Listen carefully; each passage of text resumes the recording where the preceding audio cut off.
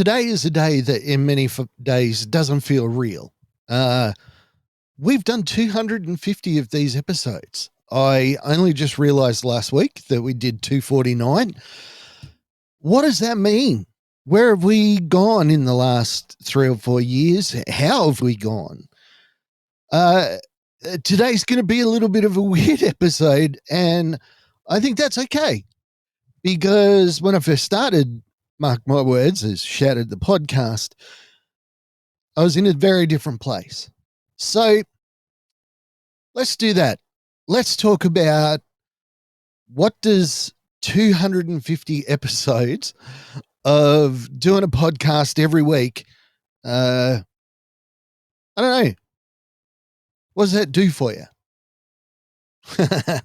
Tell you what, let's dive in and see what happens. And lastly, before we get going, thank you for listening. Thank you for the people that have paid attention, that liked and shared. Let's dive in, see what happens. Welcome to Mark My Words. Mark My Words is the story of my journey from a place where I was shattered to where I could live again. I tend to say that every week. Let's dive right in and see what happens, because Mark My Words is not scripted. I know that many of you out there are going to be shocked. I generally start with a concept and I go through it in my head, and many times I want to say I grip it and rip it, but I don't. There's more purpose to it than that. But on hitting 249 episodes last week, and this being the 250th, I thought I'd reflect on my own journey, if that's okay. I, as you know, was hurt in 2006, 18 years ago. Melbourne Cup Day. Second worst day of my life. Worst day was the day I tried to end my life, but different story. I ended up with a diagnosis of PTSD, and then it consequently became complex PTSD. Complex in my instance because the injuries occurred basically over an 18-year career working with people with disabilities and getting beaten up and all that sort of stuff. We get that. But then one day I turn around and say, I'm going to do a podcast. I feel like a podcast is the way for me to go. And I don't know that I've ever explained why I did this. As you may or may not know, I got a job working in radio, became a full-time drive time announcer, and I loved it. Turns out I was actually pretty good at it, pretty good at entertaining people, pretty good at finding people to interview, pretty good at finding topics that people wanted to listen to. And something that was a bit of a skill of mine was asking the questions that the listener wanted to hear answered, not necessarily the questions the interviewee wanted, or even necessarily what I wanted. I would watch an interview, adapt, and where it would go to, and then I would just follow it that way. But when I was working in radio, I had a secret, and that's that I live with complex PTSD, a severe mental illness with anxiety and depression. And I believe I got a bit of an reputation for being a little bit of a diva. I'd finish an interview, a concert would finish, I would do what I needed to do, and then I would just go. I'd help pack up, I'd do that sort of stuff, but then I would just go. And people thought it was because I was arrogant, or some people thought it was because I was arrogant. But for people that knew me, i.e. my wife, she knew that me being on air, me doing this actually takes quite a lot of my reserve energy.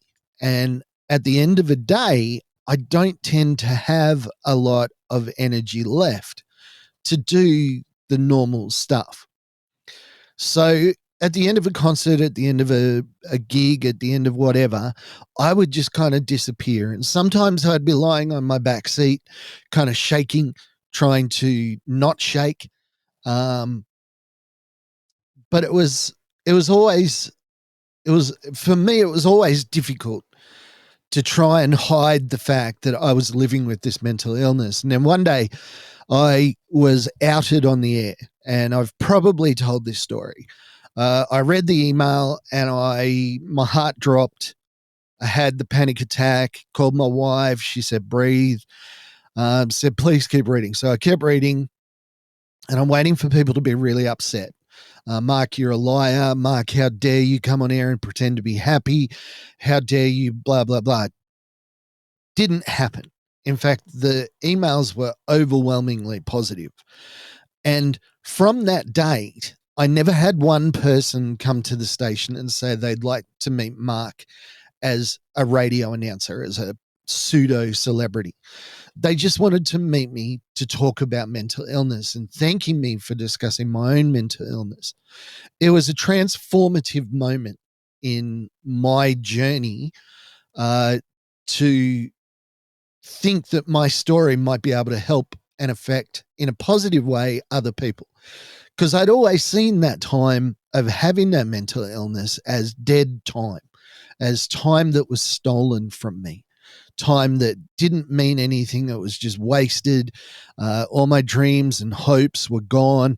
So the whole time that I had a mental illness, it was just lost time, or more to the point, stolen time that mental illness had stolen from me.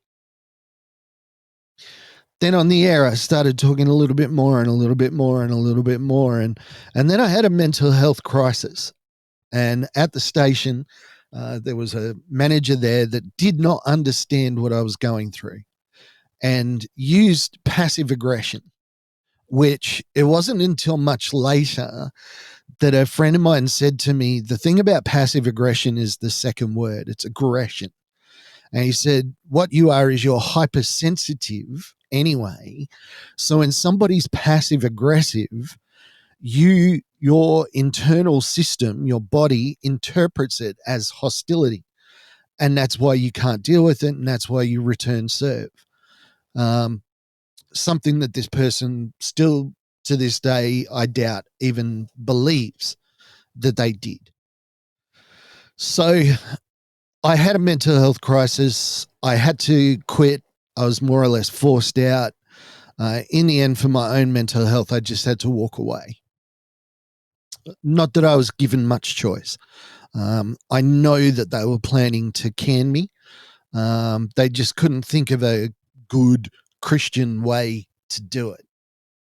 So kind of used my own mental illness against me, aggression, bullying, all these names. And so I have to walk away from radio. Now, I miss a lot of things about radio, but the one thing that I miss the most is being able to share about my lived experience, because I knew it helped and affected people. So that's why we started Shattered the Podcast. Now, mark my words. Shattered the Podcast, mark my words, exists not necessarily for people to listen to week by week by week. If they do, that's great. And I thank them for their support in listening. But mainly it's designed for that person out there that just something's going on in their life and they got nowhere to turn to. Well, maybe they put in a thing, what do I do if I'm triggered? What do I do if this? What does PTSD mean? What does all this mean? Maybe they'll come across this as a resource and they'll be able to use it and listen to somebody real talking about the real thing that they've been through. That is what Mark My Words is about. Now, people have been kind enough to let me know that this show is listened to in prisons. It's listened to in many, many different countries in the world. I think 54 was our last count of how many countries we go to. I love what I do. I don't get paid to do it.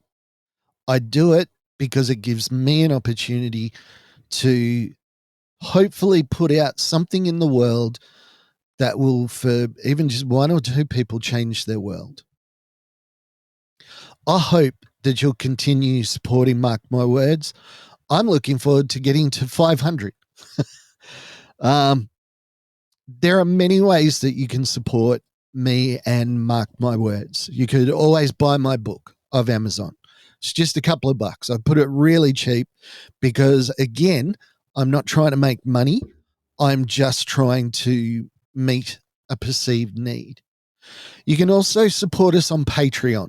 You can jump on there and, you can give us like $5 a month or something like that if you feel like it. Mark My Words is going to continue. And I'm going to finish this episode this way. I'm going to finish the episode. You're about to hear it in the outro, the end of the show. I thank my mum, dad, Kevin and Lorraine, and Torrien, 3 people without whom this would never have happened. All the equipment that I use, it's a portable radio station, came from fundraising. Those 3 people were the main people that funded my setting up my podcast. Lastly, and most importantly, without a shadow of a doubt, I have to thank my wife, whose love, patience, kindness, and strength stagger me every single day. I often have the opportunity for people to hear me talk and give me feedback, tell me how much it meant, tell me what it did for them. But I couldn't do any of this without her unconditional, loving support. So 250 episodes, dedicate them all, each and every one, to my beautiful wife, Meredith, my producer, my best friend. Hey, like, share, subscribe, all that sort of good stuff if you like. Don't forget the Patreon. Love it if you support us financially. We've got a couple of supporters there. We really appreciate it. Has helped us build our website. It's going to help us launch our T-shirt shop. It's helping us do a lot of great things. So thank you to you all. Thank you for listening. Thank you for engaging. I appreciate you. And I look forward to number 251. Bye for now. Thank you for listening to Mark My Words. I'd like to thank my producer, Meredith Brosnan, and also Torrien, Kevin, and Lorraine. And I can't forget the band Adelaide, who allows us to use their song as our theme.